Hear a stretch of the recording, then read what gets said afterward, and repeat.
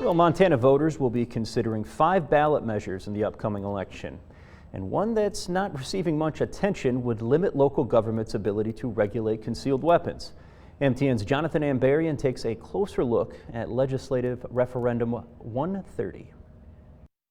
During the 2019 legislative session, Montana lawmakers voted to put a referendum before voters, asking them whether they wanted to strip cities and towns of the power to regulate the carrying of concealed weapons.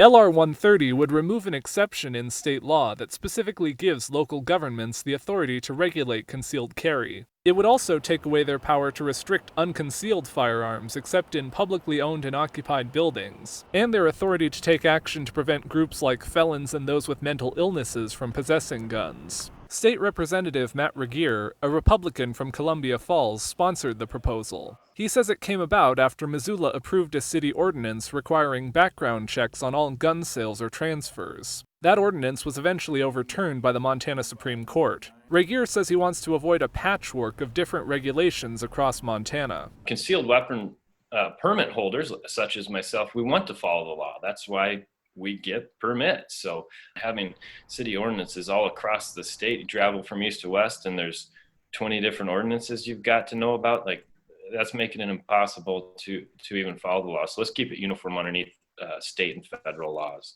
Tim Burton, executive director of the Montana League of Cities and Towns, says he hasn't seen evidence that the current local ordinances are putting undue burdens on gun owners. He says he doesn't believe the current system should be changed. So for over 130 years, we've been able to protect Second Amendment rights, including the right to protect ourselves, with the ability to have some local say in terms of how that's done.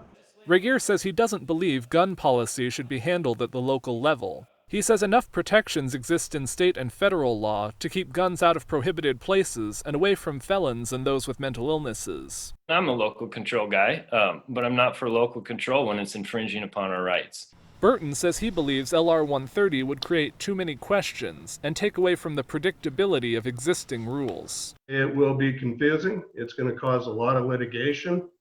And really, again, it takes away any community-wide discussions or decisions.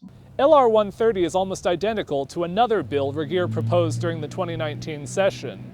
That bill passed both the House and Senate, but was vetoed by Governor Steve Bullock. In Helena, Jonathan Ambarian, MTN News.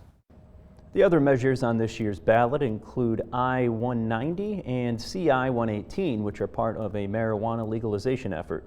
The remaining two, C-46 and C-47, are technical changes to the Montana Constitution to remove language that has been invalidated by the courts.